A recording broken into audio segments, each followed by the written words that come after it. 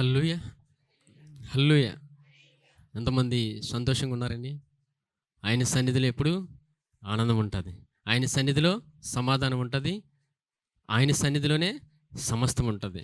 ఆయన సెలవీయగా శూన్యము సృష్టిగా మారెను, ఆయన సెలవీయగా మార మధురముగా మారెను. ఆయన మాట వింటే అర్థం కాని ప్రతి పరిస్థితి కూడా విన్నప్పటి నుంచి అర్థమవుతూనే ఉంటుంది. హల్లెలూయా. జీవితంలో పరిస్థితి బాగోలేదు, ఏమీ అర్థం అవ్వట్లేదు అన్నప్పుడు ఆయన మాట వింటున్నప్పుడు జీవితంలో ప్రతి పరిస్థితి మారి తీరుతుంది. హల్లెలూయా. అంత అద్భుతమైన వాక్కును మాటను ఆయన మనకిచ్చాడు. మనం దీవించబడిన వారం. ఆమేన్. సరే, అలాగే మనందరం ఎవరు? క్రొత్త నిబంధన జనులము. హల్లెలూయా. ప్రతిదినము ప్రతి క్షణం నమ్మాల్సింది ఏంటంటే మనం క్రొత్త నిబంధన జనులము. ఎవరి వల్ల? యేసు ప్రభు వల్ల మాత్రమే. ఎఫెసీ పత్రిక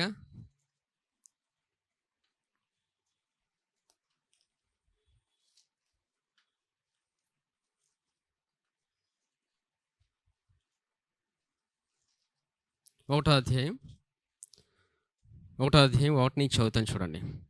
దేవుని చిత్తము వలన క్రీస్తు యేసు అపోస్తలుడైన పౌలు ఎఫెసీలో ఉన్న పరిశుద్ధులను క్రీస్తు యేసునందు విశ్వాసులైన వారికి శుభమని చెప్పి వ్రాయినది.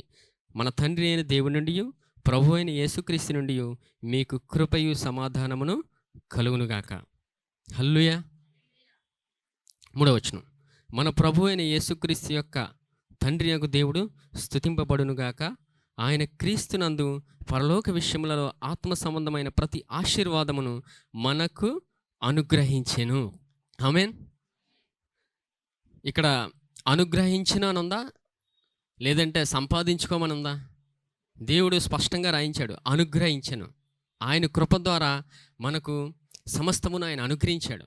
మనం ప్రతిదినము నమ్మాల్సింది ఆయన కృపలో నేను అన్ని సమస్తం పొందుకున్నానని. ఆత్మ సంబంధమైన ప్రతి ఆశీర్వాదము మనకు అనుగ్రహించాడు ఆయన. దేవుడు మనల్ని అంతగా ప్రేమిస్తున్నాడు. ప్రతిదినము ప్రతి క్షణం నమ్మాల్సింది ఏంటంటే ఆత్మ సంబంధమైన ప్రతి ఆశీర్వాదము ఆయన మనకిచ్చాడని. ప్రతి ఆశీర్వాదం మనకిచ్చాడు ఆయన. దేవుడు మనల్ని అంతగా ప్రేమిస్తున్నాడు. ఇక్కడ చూస్తే మరింత ఆశీర్వాదం దేవుడు మనకిచ్చాడు. ఇంత కృప ఉంది, మరింత ఆశీర్వాదం ఉంది, ఇంత దీవించబడ్డాం. ప్రతి క్షణం దేవుని కృప చేత నింపబడుతున్నాం. మరింత కృప ఉన్నప్పుడు, ఇంత కృపను పొందుకున్నప్పుడు, ఇంత ఆశీర్వదించబడినప్పుడు మరి శాపాన్ని ఎందుకు అనుభవిస్తున్నాం అనేది మానవులుగా ఉన్న ప్రశ్న ఏంటంటే దేవుడు వాక్యంలో జవాబు ఇచ్చాడు. ఎందుకు మరి శాపాన్ని అనుభవిస్తారని, ఇంత ఆశీర్వదించబడిన తర్వాత. సరే, ఇప్పుడు పాత నిబంధన కొత్త నిబంధన మధ్య వ్యత్యాసం చూస్తే తెలుస్తుంది. హల్లెలూయా. బైబిల్లోని 2 భాగాలు ఉంటాయి. ఒకటి పాత నిబంధన, 2 కొత్త నిబంధన. పాత నిబంధనలో మనం చూస్తే ఆజ్ఞలు ఉంటాయి, 10 ఆజ్ఞలు ఉంటాయి. ఆ ఆజ్ఞల్ని ఏ మానవుడు భూమి మీద పాటించలేడు. చూద్దాం, ఆజ్ఞల్లో కొన్ని చూద్దాం. ద్వితీయోపదేశకాండం 11వ అధ్యాయం 26వ వచనం. ద్వితీయోపదేశకాండం 11వ అధ్యాయం 26వ వచనం. చూడుడి, నేడు నేను మీ ఎదుట దీవెనను శాపమును పెట్టుచున్నాను. నేడు నేను మీకు ఆజ్ఞాపించి మీ దేవుడైన యెహోవా ఆజ్ఞలను మీరు వినిన ఎడల దీవెనయు, మీరు మీ దేవుడైన యెహోవా ఆజ్ఞలను వినక నేడు నేను మీకు ఆజ్ఞాపించు మార్గమును విడిచి మీరెరుగని ఇతర దేవతలను అనుసరించిన ఎడల శాపమును మీకు కలుగును. చూసారా, దేవుని వాక్యంలో దేవుడు పాత నిబంధనలు ఎంత స్పష్టంగా రాయించాడంటే ఇక్కడ దేవుడు ఏం మాట్లాడుతుందంటే వినడం కోసం మాట్లాడుతున్నారు. హల్లెలూయా. వినడం దేవుని దృష్టిలో ఒక పని, వినడం దేవుని దృష్టిలో ఒక పని. కానీ పాత నిబంధనలో చూస్తే వింటే దీవెన వస్తుంది, వినకపోతే వారికి నచ్చినట్టు ప్రవర్తిస్తే శాపం వచ్చేస్తుంది. అలాంటి స్థితి నుంచి దేవుడు మనల్ని ఆయన కృప ద్వారా రక్షించాడు. హల్లెలూయా. ఇక్కడ చూస్తే దేవుడు వినడం గురించి ఎందుకు మాట్లాడతారంటే, దేవుని దృష్టిలో వినడం అనేది పని. మనం ఎంతగా వింటుంటాం ఆయన స్వరాన్ని, మనం ప్రతిదినం ప్రతిక్షణం ఆశీర్వదించబడతాం. ఇక్కడ పాత నిబంధనలో చూస్తే వారు వినక వారికి నచ్చినట్టు ప్రవర్తించినప్పుడు వాళ్ళకు శాపం వచ్చింది. ఇంకా చూడండి 28వ వచనం. నేడు నేను మీకు ఆజ్ఞాపించు మార్గమును విడిచి మీరెరుగని ఇతర దేవతలను అనుసరించిన ఎడల శాపమును మీకు కలుగును. సరే, ఈ మాట ఎందుకు మరలా చదివానంటే ఈ సందర్భం ఉంది. మరి పాత నిబంధనలో అనేక మంది భక్తులు ఉన్నారు, అనేక మంది మనుషులు ఉన్నారు. అబ్రహాం కూడా ఉన్నాడు. మరి అబ్రహాం చూస్తే విగ్రహారాధికుడు. మరి అబ్రహాము విగ్రహారాధన అయినప్పుడు తన జీవితంలో అనేక పొరపాట్లు చేసినప్పుడు మరి అబ్రహాము శాపం వచ్చిందా? అబ్రహాము అనేక పొరపాట్లు చేసినప్పుడు దేవుడు కాపాడాడు. హల్లెలూయా. ఇక్కడ చూస్తే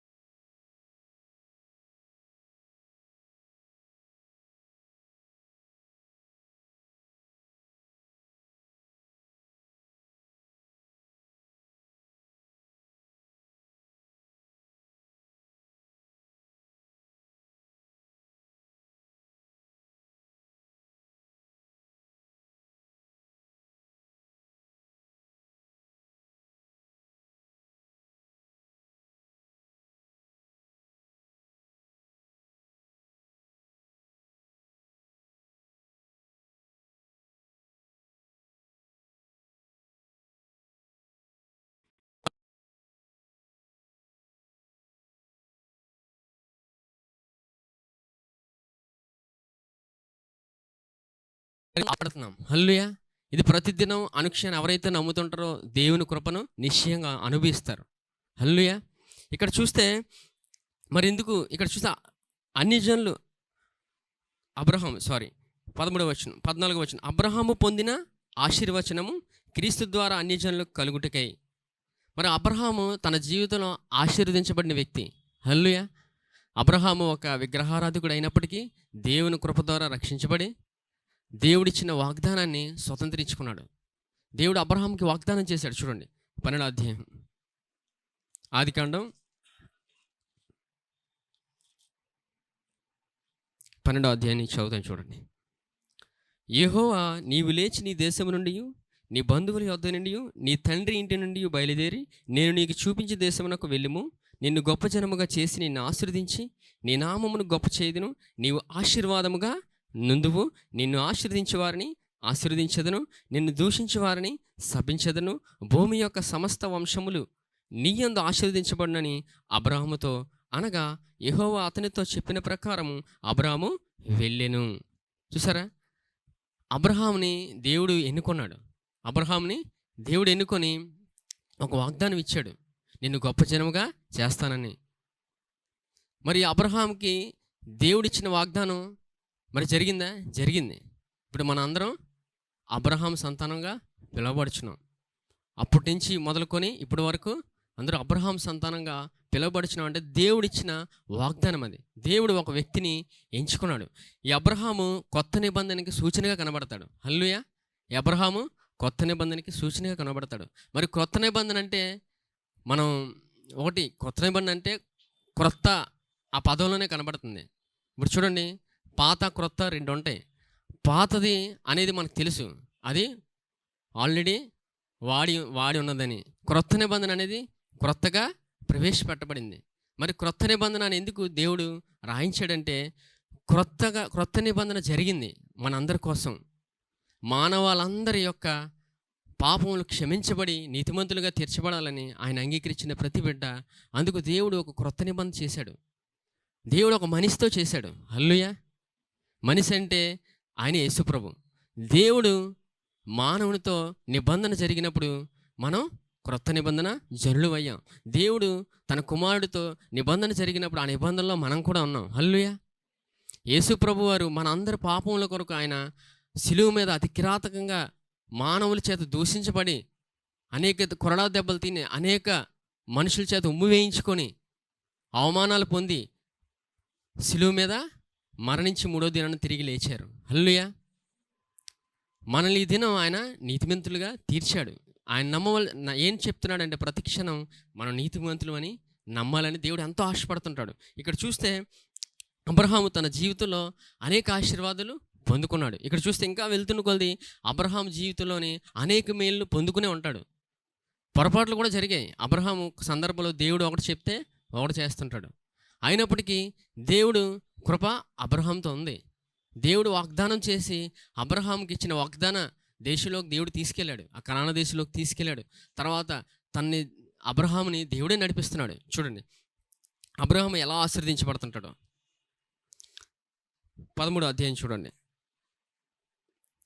అబ్రహాము తనకు కలిగిన సమస్తమును తన భార్యను తనతో కూడా ఉన్న లోతును వెంట పెట్టుకొని ఐగుప్తులో నుండి నెగెమునకు వెళ్ళెను. అబ్రహాము వెండి బంగారము పశువులు కలిగి బహుధనవంతుడై ఉండెను.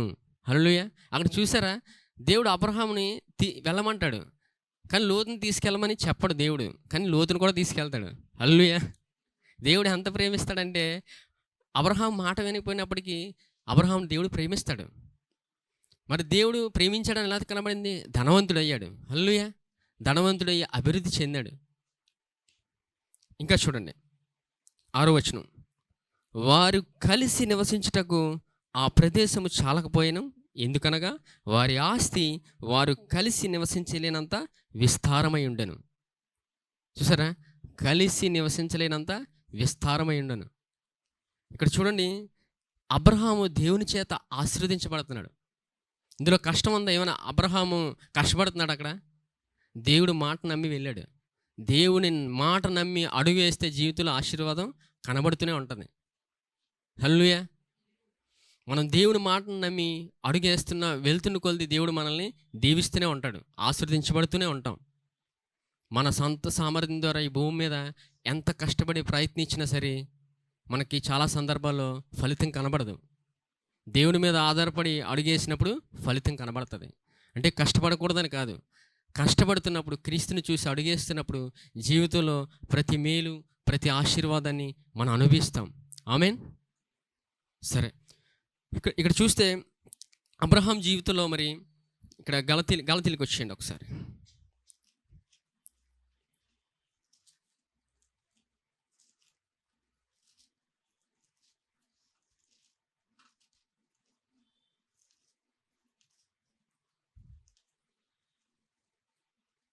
గలతీలకు 3వ అధ్యాయం చూడండి. 3వ అధ్యాయం మొదటి నుంచి చదువుతాను చూడండి. ఓ అవివేకులైన గలతీలారా, మిమ్మల్ని ఎవడ భ్రమ పెట్టను? సిలువ వేయబడిన వాడైనట్టుగా యేసుక్రీస్తు మీ కనుల ఎదుట ప్రదర్శింపబడింది కదా. ఇది మాత్రమే మీ వలన తెలుసుకొనగోరుచున్నాను. ధర్మశాస్త్ర సంబంధ క్రియల వలన ఆత్మను పొందితిరా, లేక విశ్వాసంతో వినుట వలన పొందితిరా? మీరింత అవివేకులైతిరా. మొదట ఆత్మానుసారముగా ఆరంభించి ఇప్పుడు శరీరానుసారముగా పరిపూర్ణలగుదురా? వ్యర్థముగానే ఇన్ని కష్టములు అనుభవించితిరా? అది నిజముగా వ్యర్థమగునా? ఆత్మను మీకు అనుగ్రహించి మీలో అద్భుతములు చేయించువాడు ధర్మశాస్త్ర సంబంధం వలన లేక విశ్వాసంతో వినటం వలన చేయించున్నాడు. అబ్రహాము దేవుని నమ్మెను, అది అతనికి నీతిగా ఎంచబడెను. కాబట్టి విశ్వాస సంబంధులే అబ్రహాము కుమారులని మీరు తెలుసుకొనుడి. ఆమేన్. చూసారా, దేవుడు మనకి అంత కృపనిచ్చాడు. అబ్రహాము దేవుణ్ణి నమ్మాడు. అబ్రహాము దేవుణ్ణి నమ్మి ఆశీర్వదించబడిన వ్యక్తి. అందుకే దేవుడు గలతీలతో మాట్లాడుతున్నాడు, మీరు అబ్రహాము సంతానం అడ్డపడ్డారని. మీ ప్రతి పరిస్థితిలోని దేవుడు మాట నమ్మని దేవుడు గలతీలతో మాట్లాడుతున్నాడు, సంఘంతోనే. ఈ దినం దేవుడు మనతో మాట్లాడుతున్నాడు. ఆయన మాట నమ్మితే జీవితంలో ప్రతి ఆశీర్వాదము అనుభవిస్తాం నిశ్చయంగా. ఆమేన్. మరి ఇక్కడ చూస్తే మరిందుకు జీవితంలోని శాపం అనేది అనుభవిస్తాం.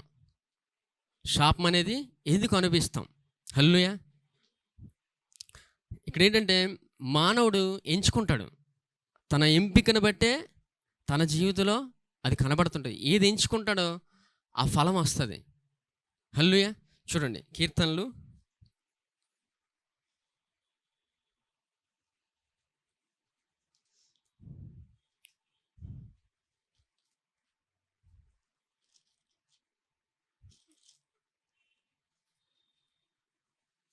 109, 17 శపించుట వానికి ప్రీతి గనుక అది వాని మీదకి వచ్చి ఉన్నది, దీవెని యందు వానికి ఇష్టం లేదు గనుక అది వానికి దూరమాయను. చూసారా, శపించుట వానికి ప్రీతి గనుక అది వాని మీదకి వచ్చి ఉన్నది, దీవెని యందు వానికి ఇష్టం లేదు గనుక అది వానికి దూరమాయను. ఎప్పుడైతే ఆశీర్వదిస్తున్నాడు దేవుడు మనల్ని అని గమనించుకోకుండా, దేవుడిచ్చిన మేలుని పొందుకోకుండా, మనకి వ్యక్తిగతంగా వేరేది ఎంచుకుని దేవుడి కంటే ఆ స్థితిలో వెళ్ళిపోతున్నప్పుడు ఇలా ఉంటుంది పరిస్థితి అని దేవుడు రాయించాడు. మరి ఇక్కడ చూస్తే పాత నిబంధనలో ధర్మశాస్త్రం ఆజ్ఞలపూర్వంగా నడిచి మానవుడు ఆజ్ఞని పాటించకుండా తన జీవితంలో దేవుడిచ్చిన గొప్ప మేలును ఆశీర్వాదాన్ని అనిపించకుండా ముందుకెళ్ళేవాడు పాత నిబంధనలు. అందుకే యేసుప్రభు వారే భూమి మీదకి వచ్చి మానవాళ్ళందరి పాపముల కొరకు ఆయన శిలువ మీద బలియాగం అయ్యారు. అంటే ప్రతి ధర్మశాస్త్రాన్ని నెరవేర్చి తీర్చారు ఆయన దినం. హల్లెలూయా. ఇదే ప్రతిదినం నమ్మాలి. ఆయన నెరవేర్చి మనకి ఆయన కృపనిచ్చారు. మరి ఇక్కడ చూస్తే ధర్మశాస్త్రం అంటారు, కృప అంటారు, మాకు అర్థం అవట్లేదు అని ఎవరికైనా అనుమానంగా ఉందా? పర్లేదు, దేవుడి సన్నిధిలో చెప్పండి. సరే, ధర్మశాస్త్రం అంటే ఏంటి, కృప అంటే ఏంటి అనేది ప్రశ్న ఉన్నప్పుడు, ధర్మశాస్త్రం అంటే ఎదురుగా ఉన్న వ్యక్తి యొక్క తప్పులు కనబడుతూనే ఉంటాయి, దాన్ని బట్టి మనం ధర్మశాస్త్రంలో ఉన్నామని తెలుస్తుంది. కృప అంటే మన యొక్క తప్పులు మనకు కనబడుతుంటాయి, ఇంక ఎదుటివాని యొక్క తప్పులు కనబడవు. దేవుని కృపను గురించి తెలుసుకుంటున్నప్పుడు మనకి తెలిసే సందర్భం ఇది. అర్థమైందండి? హల్లెలూయా. ధర్మశాస్త్రం అంటే ఏంటి? ధర్మశాస్త్రంలో ఒక వ్యక్తి నడుస్తున్నాడంటే ఆ వ్యక్తి యొక్క తప్పులు కనబడవు, ఎదుటి వ్యక్తి యొక్క తప్పులే కనబడుతుంటాయి. దాన్ని బట్టి చెప్పొచ్చు ఆ వ్యక్తి ధర్మశాస్త్రంలో వెళ్తున్నాడని. కృప అంటే ఆ వ్యక్తి యొక్క తప్పులు కనబడుతుంటాయి, ఎదుటి వ్యక్తి యొక్క తప్పులు కనిపించవు. ఈ విధంగా దేవుని కృప మనం అనుభవిస్తున్నప్పుడు చాలా అద్భుతంగా ఉంటుంది. ఆయన మాట వింటున్న కొలది దేవుని కృపలో ఎదుగుతూనే ఉంటాం. ఎందుకు దేవుడు ఇలా చెప్తున్నాడంటే మనతోని, కృపలోని ఏం జరుగుతుంటుందంటే, మనకి తప్పు కనబడుతున్నప్పుడు అంటే మనం ఖండించుకోమని కాదు అక్కడ అర్థం. మనం చేసిన పొరపాట్లు మనకే కనబడుతున్నప్పుడు మనం బలహీనమని గుర్తించాలి. హల్లెలూయా. మనం బలహీనమని గుర్తించాలి. మరి బలవంతుడు ఎవరు? ఆయన మీద ఆధారపడతాం. హల్లెలూయా. మనం బలహీనమని గుర్తించినప్పుడు ఆయన మీద ఆధారపడినప్పుడు బలం వస్తుంది. బలవంతుడు ఆయన. ఈ సందర్భాన్ని బట్టి మనతో మాట్లాడుతున్నాడు ఏంటంటే, దేవుడు ఆయన మాట నమ్మినప్పుడు మనం ఈ జీవితంలో ముందుకు వెళ్తూనే ఉంటాం, ఆగిపోం ఎట్టి పరిస్థితిలోని. నచ్చిందేమి ఎంచుకోం. చెప్పాను కదా, ఎంపికంది ఏదైతే ఎంచుకుంటామో జీవితంలోని దాని యొక్క ఫలం చూస్తాం. ఏది ఎంచుకుంటున్నాం అనేది చాలా ప్రాముఖ్యం. మరెందుకు శాపం అనుభవిస్తాం? ఇంత కృప ఉంది కదా, ఇంత కృపను అనుభవిస్తున్నాం కదా, మరెందుకు శాపాన్ని అనుభవిస్తాం? మనకి శాపం లేదండి. ఎప్పుడు ఆయన శిలువ మీద బలియాగమయ్యి ఆయన అంగీకరించిన ప్రతి బిడ్డను నీతిమంతుడిగా తీర్చాడు. ఆయన యేసుక్రీస్తునందున్న వారికి ఏ శిక్షా విధి లేదు. ఆయన లేదు, పూర్తిగా తీసాడు ఆయన. మనం నీతిమంతులమైన నమ్మంటున్నాడు, మరెందుకు శాపం అనుభవిస్తున్నాం? యాకోబు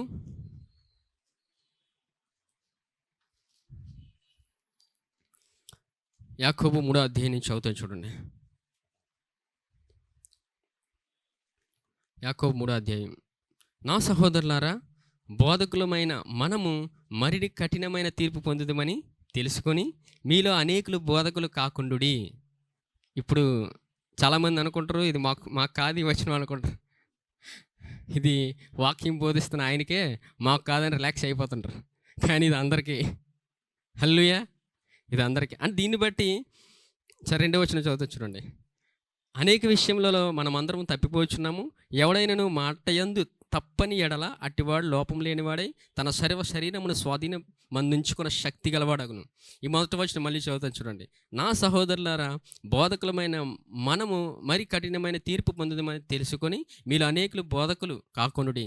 కఠినమైన తీర్పు అంటే దేవుడు మనల్ని ఎటో పెట్టేస్తాడని కాదు. ఇక్కడ సందర్భం అది కాదు. ఎందుకంటే తీర్పు అనగానే మానవుని యొక్క ఆలోచన విధానం ఏంటంటే ఇంకా దేవుడికి తీసుకెళ్ళి ఇంకెక్కడో పెట్టేస్తాడు ఆయన.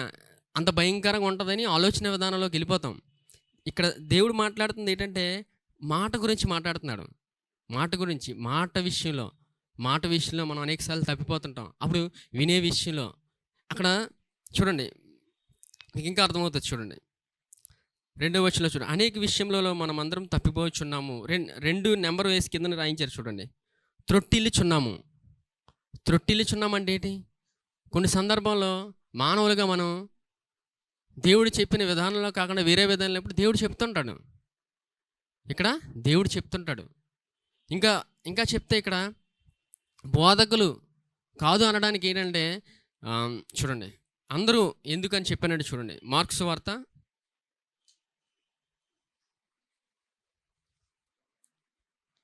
16వ అధ్యాయం తీయండి.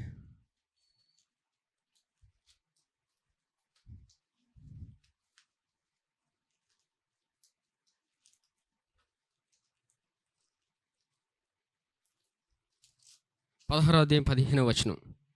మరియు మీరు సర్వలోకమునకు వెళ్ళి సర్వ సృష్టికి సువార్తను ప్రకటించుడి. సర్వలోకమునకు వెళ్ళి సర్వ సృష్టికి సువార్తను ప్రకటించడని యేసుప్రభు వారు శిష్యులకు చెప్తున్నారంటే తర్వాత అనేక మంది వచ్చారు శిష్యుల తర్వాత. వాళ్ళందరూ సువార్త ప్రకటిస్తూనే ఉన్నారు. ఇప్పుడు ఎంతమంది సువార్త ప్రకటించారంటే అందరికీ ఆయన కృపా సువార్తను గురించి చెప్పమని ఆయన చెప్తున్నాడు. మరి సువార్తను ప్రకటిస్తున్నప్పుడు అనేక మంది చెప్తున్నాం, అందరూ బోధ చేస్తున్నట్టే. హల్లెలూయా. సువార్తను ప్రకటిస్తున్న ప్రతి వ్యక్తి దేవుడు అదే చెప్తున్నాడు. వినే విషయంలోని మాట్లాడే విషయంలోని ఆయన్ని చూస్తూ మాట్లాడినప్పుడు మనకి జీవితంలో ఆయన అనుభవించడం ఏంటో, ఆయన ఆశీర్వాదం పొందుకోవడం ఏంటో, ముందుకెళ్ళడం ఏంటో మనకు తెలుస్తుంది. హల్లెలూయా. మళ్ళీ వచ్చేయండి, యాకోబు 3వ అధ్యాయం కొరండి. 3వ వచనం. గుర్రములు మనకు లోబడుటకై నోటికి కళ్ళెము పెట్టి వాటి శరీరం అంతయు త్రిప్పుదము కదా, ఓడలను కూడా చూడిడి, అవి ఎంతో గొప్పవై పెనుగాలికి కొట్టుకొని పోబడినను, ఓడ నడుపు వాడి ఉద్దేశము చొప్పున మిక్కిలి చిన్నదగు చుక్కాని చేత త్రిప్పబడును. అలాగుననే నాలుక కూడా చిన్న అవయమైనను బహుగా అదిరిపడును. ఎంత కొంచెము నిప్పు ఎంత విస్తారమైన అడవిని తగులబెట్టును. నాలుక అగ్నియే. నాలుక మన అవయములలో ఉంచబడిన పాప ప్రపంచమై సర్వ శరీరమునకు మాలిన్యము కలుగు చేయొచ్చు, ప్రకృతి చక్రమునకు చిచ్చిపెట్టును. అది నరకము చేత చిచ్చిపెట్టబడెను. మృగ పక్షి సర్ప జలచరములలో ప్రతి జాతియు నరజాతి చేత సాధు ఆయన గాని ఏ నరుడును నాలుకను సాధు చేయ నేరడు. అది మరణకరమైన విషముతో నిండినది, అది నిర్గలమైన దుష్టత్వమే. ఇదేంటంటే ఇక్కడ సందర్భం నాలుక యొక్క స్వభావం గురించి దేవుడు రాయించాడు. నాలుక యొక్క స్వభావం కోసం ఈ నాలుక ఏం చేస్తుందంటే ఇక్కడ దేవుడు ఏం రాయించాడు? చిచ్చు పెడుతుందంట. మాట్లాడేటప్పుడు ఒక మనిషిని చూడండి, మంచిగా మాట్లాడితే ఆ మనిషికి సంతోషం వస్తుంది, పొగిడితే ఇంకా ఆనందం వస్తుంది. అంటే ఆ మాటను బట్టి స్పందిస్తున్నాడు. సడన్గా పొగడకుండా ఇంకో మాట అనేస్తే కోపం వస్తుంది. హల్లెలూయా. కోపమే కాదు, చేతులు ఏముంటే అది కూడా విసిరేస్తారు. నాలుక అలా ఉంటుంది, నాలుకతోనే. సరే, ఇంకా నాలుక కోసం మాట్లాడితే ఇంకా చూడండి, ఏ నరుడును నాలుకను సాధు చేయనరుడు, అది మరణకరమైన విషంతో నిండినది, అది నిర్గలమైన దుష్టత్వమే. దీనితో తండ్రి అయిన ప్రభువును స్తుతింతుము, దీనితోనే దేవుని పోలికగా పుట్టిన మనుషులను శపింతుము. చూసారా, శాపం మొదలైపోయింది. నాలుక గురించి దేవుడు స్పష్టంగా రాయించాడు. చూడండి సామెతలు 18వ అధ్యాయం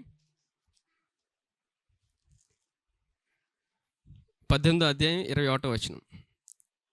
18:21. జీవమరణములు నాలుక వశం, దాని యందు ప్రీతిపడివారు దాని ఫలం తిందురు. హల్లెలూయా.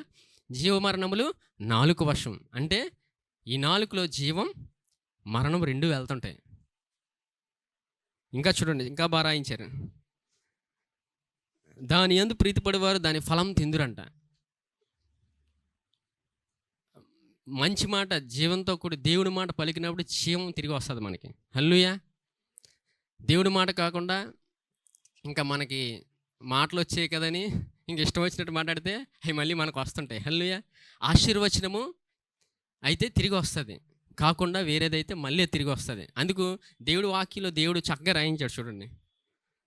22వ వచనం, భార్య దొరికిన వానికి మేలు దొరికెను, అట్టివాడు యెహోవా వలన అనుగ్రహం పొందినవాడు. హల్లెలూయా. ఇప్పుడు విన్నవారు పెళ్లి కాని వాళ్ళు అనుకుంటారు ఇది మాకు కాదనుకుంటారు, మాకు సంబంధం లేదు ఈ వచనం అనుకుంటారు. కానీ ఇక్కడ ఏంటంటే భార్య దొరికిన వానికి మేలు దొరికెను, అట్టివాడు యెహోవా వలన అనుగ్రహము పొందినవాడు. భార్య గురించి కొంతమంది భర్తలు అనుకుంటారు, మా ఆవిడ ఇంటికి వెళ్తే ఇంకా ఇంటికి వెళ్ళకూడదు, ఏ హోటల్కి వెళ్ళిపోతే బెటర్ అనిపిస్తుంది కొన్ని సందర్భాలు. ఎందుకంటే వాళ్ళు అంటే వీళ్ళు ఎందుకు అలా అనిపిస్తారంటే సందర్భం ఇదే, ఇంక ఇంటికి వెళ్దామా వద్దా, ఇంటికి వెళ్తే ఏమవుతుంది అని చాలామంది భర్తలు బాధపడుతుంటారు. ఇక్కడ దేవుడు ఏం రాయించాడు, భార్య దొరికిన వానికి మేలు దొరికెను. వచనం తెలియక కష్టపడుతుంటారు. హల్లెలూయా. దేవుడి జ్ఞానం లేనప్పుడు ఏం జరుగుతుందంటే ఇంకా భార్యని చూడగానే ఇంకా భార్య ప్లేస్లో ఇంకో వ్యక్తిని చూసినట్టు వాళ్ళకి కనబడుతుంది అనమాట. అంటే భార్య ఒక ముళ్ళులాగా అనిపిస్తుంటుంది, ఇంక ఇంటికి వెళ్తే గుచ్చుతూనే ఉంటుందని. దేవుడు ఏం చెప్తున్నాడు, భార్య దొరికిన వానికి మేలు దొరికినని, అట్టివాడు యెహోవా వలన అనుగ్రహము పొందినవాడు. ఇక్కడ దేవుడు ఏం చెప్తున్నాడంటే పెళ్ళైన భర్తలకి భార్య మీద ఆశీర్వచనం పలిగినప్పుడు ఆశీర్వాదం వస్తుంది. పొరపాటున ఆశీర్వచనం కాకుండా ఇంకేది పలికినా మళ్ళీ వచ్చేస్తుంటుంది. హల్లెలూయా. ఆశీర్వచనం పలికినప్పుడు నిశ్చయంగా దాని ఫలం చూస్తాం. అలాగే వివాహం అవన వ్యక్తులు కూడా ఎదురుగా ఉన్న వ్యక్తుల కోసమే దేవుడు చెప్తున్నాడు. ఎదురుగా ఉన్న వ్యక్తిని కూడా చూసి ఆశీర్వచనం పలికినప్పుడు వెంటనే ఆశీర్వచనం వస్తుంది. ఆశీర్వచనం కాకుండా ఇంకేది పలికినా దాని ఫలం కనబడుతుంటుంది. దేవుడు అది చెప్తున్నాడు. ఎదుటి వ్యక్తిని ఏ విధంగా మనం శపించేస్తున్నాం అనేది ఇక్కడ కనబడుతుంటుంది. దేవుడు అందుకే రాయించాడు. చూడండి, మళ్ళీ రండి, యాకోబు 3వ అధ్యాయం 9వ వచనం, దీనితో తండ్రి అయిన ప్రభువును స్తుతింతుము, దీనితోనే దేవుని పోలికగా పుట్టిన మనుషులను శపింతుము, ఒక్క నోట నుండి ఆశీర్వచనము శాపవచనమును బయలువెళ్ళెను. చూసారా, శాపవచనము ఆశీర్వచనము ఒక నోటి నుంచి వెళ్తుంది. ఇప్పుడు ప్రశ్న రావచ్చు, మరి అయితే ఎలాగా, ఇంకా దేవుడు మనల్ని ఆశీర్వదించి నీతిమంతులుగా తీర్చిన తర్వాత ఈ నాలుగుతో ఇష్టమైన మాటలు పలికిసి ఇంక శాపం ఎందుకైనా అనుభవిస్తున్నామని అనుకుంటాం. నాలుగు ఏం చేస్తుంటుందంటే మనం జ్ఞానం లేక కొన్నిసార్లు మాట పలికినప్పుడు దాని యొక్క ప్రతిఫలం కనబడుతుంటుంది. మరి ఇప్పుడు ఏం చేయాలి అనుకుంటే దేవుడు వాక్యంలో దీనికి జవాబు కూడా పెట్టాడు. హల్లెలూయా. దేవుడు ఎంతగా మనల్ని ప్రేమిస్తాడంటే ఆయన వాక్యంలో మన జీవితంలో ఉన్న ప్రతి ప్రశ్నకి ఆయన వాక్యంలో రాయించాడు. ఇది గ్రహించాలి, ప్రతి ఒక్కరూ గ్రహించాలి. దేవుని వాక్యంలో జీవితానికి కావలసిన ప్రతి జవాబు ఉంచాడని దేవుని వాక్యం దగ్గరికి వెళ్ళిన వారికి ఇది అర్థమవుతుంది. వెళ్ళని వాళ్ళ గురించి కన్ఫ్యూజన్గా ఉంటుంది. వారు కూడా దేవుని దగ్గరికి వెళ్ళి దేవుని వాక్యం దగ్గరికి వెళ్ళినప్పుడు దేవుడు నిశ్చయంగా మాట్లాడతాడు. వెళ్ళలేని పక్షాన ఏం జరుగుతుందంటే జీవితం ఎప్పుడు కన్ఫ్యూజన్గానే ఉంటుంది. ఏం జరుగుతుందో తెలియదు, ఏ నిర్ణయాలు తీసుకుంటామో తెలియదు, ఎక్కడికి వెళ్తామో తెలియదు. అంతగా దేవుడు కృపనిచ్చాడు మనకి. ఆయన కృపను మనం అనుభవిస్తున్నప్పుడల్లా దేవుడు మేలు కనబడుతుంటాయి జీవితంలో. దేవుని కృప వినకపోతే జీవితం ఎటు వెళ్ళిపోతుందో కూడా తెలియదు. హల్లెలూయా. దేవుడు తన వాక్యం ద్వారా ఆయన కృపను మనకి ఇస్తూనే ఉంటాడు. అంత అద్భుతమైన వాక్యాన్ని దేవుడు మనల్ని ప్రేమించి వాక్య రూపంగా మన ఎదురే ఉన్నాడు ఆయన. చూద్దాం, అది కూడా చూద్దాం. దేవుని యొక్క మేలు ఎలా అనుభవిస్తాం, దేవుని మేలు ఎలా పొందుకుంటాం. మరి నోటి ద్వారా మనం ఇలాగా శాపం అనుభవించేస్తున్నాం కదా, ఇష్టమైన మాటలు పలికేస్తున్నాం కదా, అనుభవించేస్తున్నాం కదా శాపం. మరి దీనికి ఏంటి జవాబు అన్నప్పుడు దేవుడు మరి ఎలాగా చూడండి,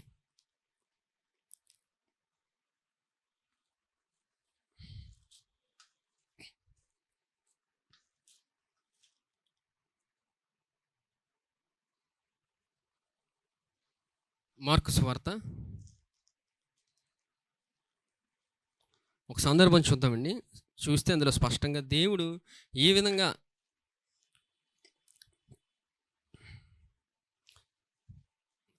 మార్కు సువార్త 5:25 12 నుండి రక్తస్రావ రోగము కలిగిన ఒక స్త్రీ ఉండెను. ఆమె అనేక వైద్యుల చేత ఎన్నో తిప్పలు పడి తనకు కలిగిన ఎంత వ్యాయామం చేసుకొని ఎంత మాత్రం ప్రయోజనం లేక మరింత సంకటపడెను. ఇక్కడ చూసారా, ఆమె ఎన్నేళ్ళ నుంచి అండి? 12. చూడండి, మళ్ళీ చదువుతాను. 12 ఏండ్ల నుండి ఆమె తనకున్న సమస్యతో బాధపడుతుంది. ఎన్నో హాస్పిటల్ తిరిగింది, కానీ ఆన్సర్ రాలేదు. మన పరిస్థితిలో కూడా ఎందుకు కొన్నిసార్లు అనారోగ్య స్థితిలోకి వెళ్తుంటామంటే మాట ద్వారా శాపం అనుభవిస్తుంటాం కదా. మాట ద్వారా మన శాపంలోకి వెళ్ళినప్పుడు దానికి కూడా జవాబు ఇక్కడ ఉంచాడు దేవుడు. ఈ స్త్రీ 12 ఏళ్ల నుంచి ఆ బాధతో, ఆ సమస్యతో బాధపడుతున్నప్పుడు ఎన్నో డాక్టర్ల దగ్గరికి వెళ్ళింది. హల్లెలూయా. ఎన్నో డాక్టర్ల దగ్గరికి వెళ్ళి తనకి జవాబు రావట్లేదు. ఇక్కడ ఈ స్త్రీ డాక్టర్ల దగ్గరికి వెళ్ళిదని రాయించాడు. కానీ కొంతమంది ఏం చేస్తారంటే అటు డాక్టర్ దగ్గరికి వెళ్ళరు, ఇటు దేవుడి దగ్గరికి వెళ్ళరు. హల్లెలూయా. కానీ వెళ్ళాం అనుకుంటారు. డాక్టర్ ఎవరు ఇచ్చారు? దేవుడే ఇచ్చాడు. డాక్టర్కి జ్ఞానం ఇచ్చింది ఎవరు? దేవుడే. డాక్టర్ దగ్గరికి కూడా వెళ్ళాలి. హల్లెలూయా. డాక్టర్ దగ్గరికి కూడా వెళ్ళినప్పుడు జ్ఞానం ఇవ్వబడుతుంది. డాక్టర్ కూడా కొంతవరకే. చివరిగా కంప్లీట్గా దేవుడి దగ్గరికి వెళ్ళాలి. దేవుడి దగ్గరికి వెళ్తే ఆన్సర్ వస్తుంది. ఈ స్త్రీ డాక్టర్ల దగ్గర ఆన్సర్ దొరకలేదు. తన జీవితంలో ఇంకా నా పరిస్థితి ఇంతే, నా జీవితం ఇంతే, ఇంకా నా పని అయిపోయింది అని అనుకొని నిరాశలో వెళ్ళినప్పుడు, తన ఆ సమస్యతో ఆ అనారోగ్య స్థితిలో బాధపడుతున్నప్పుడు చూడండి 26వ వచనం నుంచి 27వ వచనం నుంచి, ఆమె యేసుని గూర్చి విని. ఎవరి గురించి విన్నదండి? ఇప్పటి నుంచి వినండి. ముందంతా వినలేదా పర్వాలేదు, ఇప్పటి నుంచి వినండి. దేవుడు ఆయన మాట ద్వారా జీవితంలో ప్రతి పరిస్థితి ఆయన మారుస్తాడు. దేవుడు మారుస్తాడు. నమ్మండి, దేవుడిని నమ్మండి. ఎంతమంది యేసయ్యని ప్రేమిస్తున్నారు? చేతులు ఎవరైతే ఎత్తారో అందరూ దీవించబడిపోతారు. హల్లెలూయా. ఆమె యేసుని గురించి విని, నేను ఆయన వస్త్రములు మాత్రం ముట్టిన బాగుపడుదును అనుకొని, యేసుని గురించి విని ఏమనుకుందండి? ఆయన వస్త్రములు ముట్టిన బాగుపడుదని పలికింది మాట. ఎప్పుడైతే తన హృదయంలోంచి నోటి ద్వారా వచ్చిందో అనుకొని చూడండి ఏం చేసిందో. జన సమూహములో ఆయన వెనుకకు వచ్చి ఆయన వస్త్రము ముట్టెను. ఏం చేసిందండి? ముట్టింది. ఎవరిని ముట్టింది? యేసయ్య వస్త్రపు చెంగు ముట్టింది. హల్లెలూయా.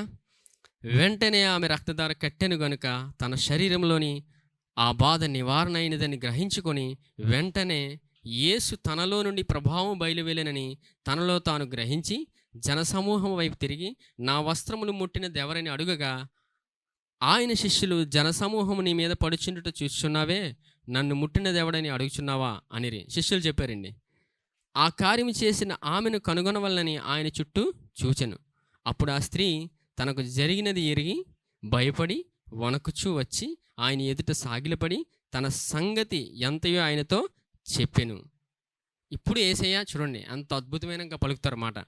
అందుకు ఆయన, కుమారి, నీ విశ్వాసము నిన్ను స్వస్థపరిచెను, సమాధానము గలదానవై పొమ్ము, నీ బాధ నివారణ అయి నీకు స్వస్థత కలుగునుగాక అని ఆమెతో చెప్పెను. ఇప్పుడు చూడండి, దేవుడు మనల్ని ఆయన కృప ద్వారా నీతిమంతులుగా తీర్చాడు. మనం అనేకసార్లు మన ఎంత గొప్ప కృపను పొందుకున్న తర్వాత కూడా దేవుని కృపను పొందుకొని తర్వాత మనం శాపాన్ని అనుభవిస్తుంటాం. మనం చూసాం శాపాన్ని ఎలాగ అనుభవిస్తుంటాం? మాట ద్వారా. మాట జీవం కలిగిన మాట అయితే జీవంతో నింపబడతాం. ఇంకా వేరే మాట అయితే మనం దాని పరిణామం అనుభవిస్తున్నాం.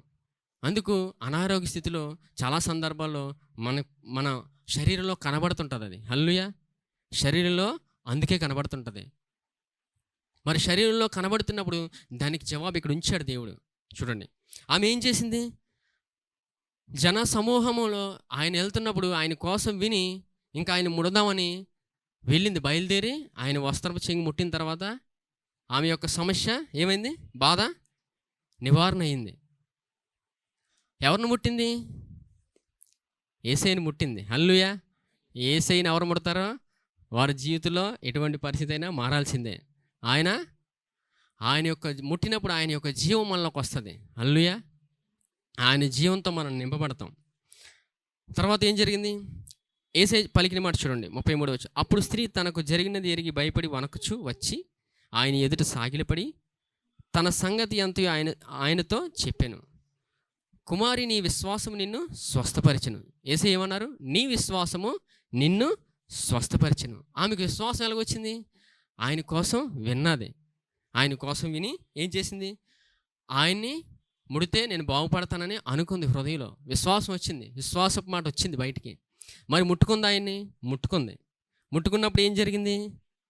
ఆమె యొక్క ఆరోగ్య స్థితి, ఏ అనారోగ్య స్థితిలో ఉందో అది నివారణమై మంచి ఆరోగ్యం పొందుకుంది.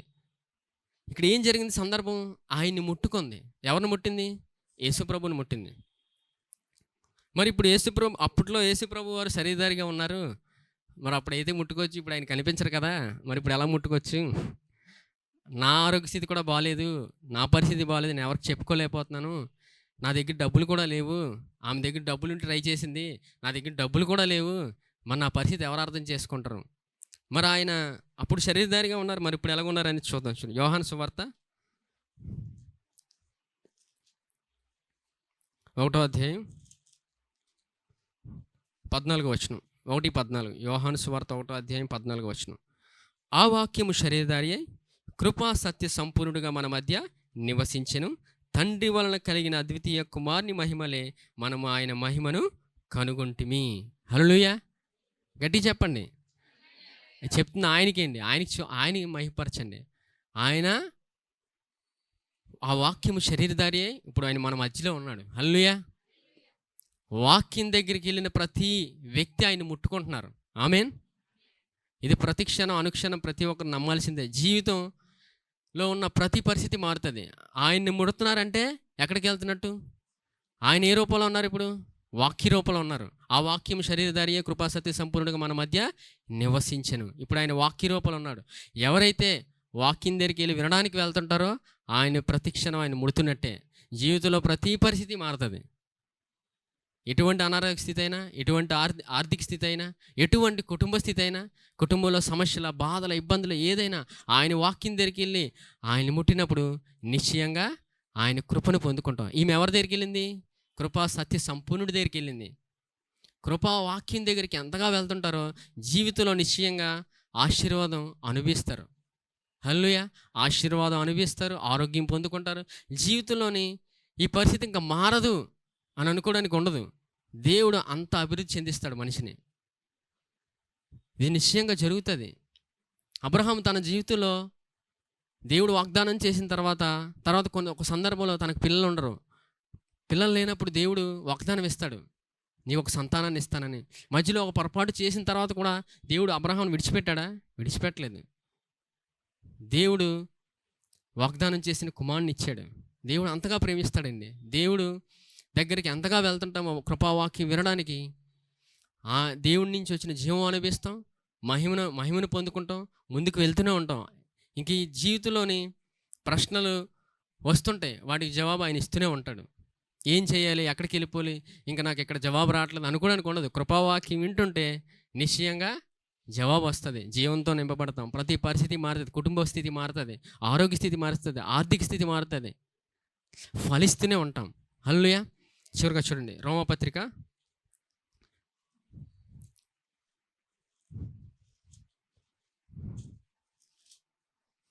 10వ అధ్యాయం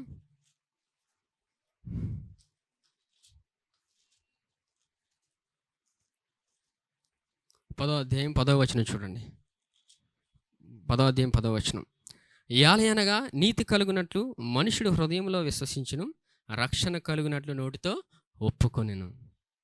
ఎంతమందికి అర్థమైందండి? మళ్ళీ చదువుతాను చూడండి. యాలయనగా నీతి కలుగునట్లు మనుషుడు హృదయంలో విశ్వసించును, రక్షణ కలుగునట్లు నోటితో ఒప్పుకొనెను. ఎప్పుడైతే ఈ నోటితో నేను యేసుక్రీస్తునందు దేవుని నీతిని అనే మాట పలుకుతున్నప్పుడు నిశ్చయంగా ఆయన జీవాన్ని అనుభవిస్తాం. ఇక్కడ రక్షణ కోసం మాట్లాడుతుంది ఏంటంటే, ప్రతిదినము మనం ఆయన రక్షణ అనుభవిస్తాం. మనం రక్షించబడి పరలోకానికి అర్హులుగా దేవుడు ఎంచాడు. అంత గొప్ప ఆధిక్యత ఇచ్చాడు. పరలోకంలో ఆయన అంగీకరించిన ప్రతి బిడ్డ ఉంటాడు. ఆయన నామం ఘనపరచబడుతూనే ఉంటుంది, మహిమపరచబడుతూనే ఉంటుంది, అంగీకరించిన ప్రతి బిడ్డ. మరి ఈ సందర్భంలో మాట్లాడుతుంది ఏంటంటే, ఈ జీవితంలో ప్రతిదినము ఆయన రక్షణ అనుభవిస్తాం. నోటితో నేను యేసుక్రీస్తునందు దేవుని నీతిని అనే మాట పలికినప్పుడు నిశ్చయంగా ఆయన ఆశీర్వాదం అనుభవిస్తాం, ఆయన జీవం అనుభవిస్తాం. ప్రతిదీ ఫలిస్తూనే ఉంటాం, ఫలం కనబడుతూనే ఉంటుంది. హల్లెలూయా. దేవుడు ఇంత గొప్ప ఆశీర్వాదాన్ని తన కృపావాక్యం ద్వారా ప్రతిదినం మనకు వినిపిస్తున్నాడు. ఎవరైతే కృపావాక్యం దగ్గరికి వెళ్ళి ఆ స్త్రీ వలె ఆయన వస్త్రపు చెంగు ముట్టుకుంటారో నిశ్చయంగా పరిస్థితి మారుతుంది. ఇప్పుడు ఆయన ముట్టుకోవడం అంటే ఎవరిని ముట్టుకున్నట్టు సమానం? వాక్యాన్ని. ఆయన వాక్య రూపంలో ఉన్నాడు. ఆ వాక్యము శరీరధారి అయి కృపా సత్య సంపూర్ణుడిగా మన మధ్య నివసించిన ఆయన ఇప్పుడు వాక్య రూపంలో ఉన్నారు. యేసయ్యను ఎంతమంది ప్రేమిస్తున్నారు? ప్రేమించడం అంటే మన సామర్థ్యం కాదు. ఆయన క్షమాపణ ఎంతగా నమ్ముతున్నామో, ఎంతగా నమ్ముతుంటామో ఆయన్ని ప్రేమిస్తున్నట్టే. పాత ప్రస్తుత భవిష్యత్ ప్రతి పాపాన్ని ఆయన క్షమించాడు. హల్లెలూయా. మనం నీతిమంతులుగా తీర్చబడ్డాం. ఇది నమ్మి ఆయన కృపను గురించి వింటున్నప్పుడల్లా ఆయన్ని ముడుతున్నట్టే. ఎంతమంది ముడతారు యేసు ప్రభుని? కొన్ని చేయలే లేచాయి. వినడానికి ఎవరైతే వెళ్తున్నారో ప్రతి క్షణం ఆయన ముడుతున్నట్టే. జీవితంలో ప్రతి పరిస్థితి మారిపోలా, అన్ని దేవుడి నుంచి ఇచ్చిన ఆశీర్వాదం అనుభవించాలా, ఆయన్ని ముట్టండి. ఆయన్ని ముడుతుంటే ప్రతి పరిస్థితి మారుతుంటుంది. ఆయన ఇచ్చిన గొప్ప ఆనందం అనుభవిస్తాం, ఆశీర్వాదం అనుభవిస్తాం. మనల్ని దేవుడు వాడుకొని అనేక మందిని ఆశీర్వదిస్తాడు. హల్లెలూయా. ఒకరు 1000 మంది అవుతారు, ఒకరు 1000 మంది అవుతారు. యెషయా గ్రంథంలో దేవుడు రాయించాడు. హల్లెలూయా.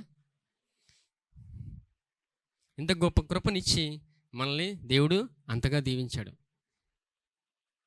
ఈ కృపావాక్య దినం విన్న ప్రతి బిడ్డ ఫలించి అభివృద్ధి చెందునుగాక. ఈ సమయంలో రొట్టె ద్రాక్షరసం తీసుకుందాం. ఈ రొట్టె ఆయన శరీరానికి సాదృశ్యంగా ఉంది. మానవాళి అందరి ప్రతి బాధను, శిక్షను ఆయన శరీరంలో అనుభవించాడు. ఆయన ఆరోగ్యాన్ని మనకిచ్చాడు. ఇది ప్రతిదినం ఆయన నమ్మమంటున్నాడు. ఆయన పొందిన దెబ్బల వలన నాకు స్వస్థత కలుగుచున్నదని నమ్మి తీసుకోండి.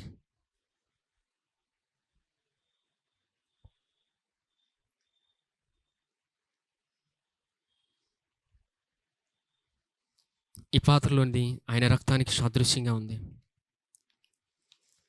ఆయన రక్తం మానవాళ్ళందరి కొరకు ఆయన చిందించాడు. ఆయన అనేక మార్లు ఆయన్ని కొట్టారు, అనేక మార్లు ఆయన్ని దూషించారు. 39 కొరడా దెబ్బలు, నచ్చిన ఇష్టం వచ్చినట్టు కొట్టారు. ఆయన రక్తం చిందించబడుతూనే ఉంది. ప్రతి మానవుడు రక్షించబడాలని ఆయన రక్తం చిందించాడు. ఈ దినం ఆయన రక్తంతో కడగబడి మనం నీతిమంతులుగా తీర్చబడ్డాం. ఇంత గొప్ప కృపను ఆయన మనకిచ్చాడు. ఇంత గొప్ప కృపనిచ్చాడు ఆయన. దినం ఆయన నమ్మమంటున్నాడు. ఆయన సన్నిధిలో నేను యేసుక్రీస్తునందు దేవుని నీతిని అని నమ్మి పలికి తీసుకోండి.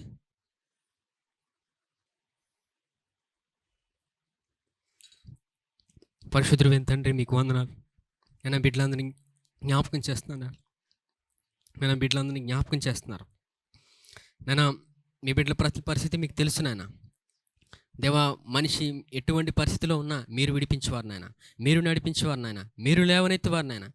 దేవా, ఆ స్త్రీనైనా అనేక బాధ చేత 12 ఏళ్ళ నుండి బాధపడినప్పుడు ఆ బాధ నుండి మీరు విడిపించారు నాయన. ఆమె మిమ్మల్ని ముట్టింది నాయన. ముట్టినప్పుడు అద్భుతంగా మీ సన్నిధిలో గొప్ప మేలు పొందుకొని వెళ్ళింది నాయన.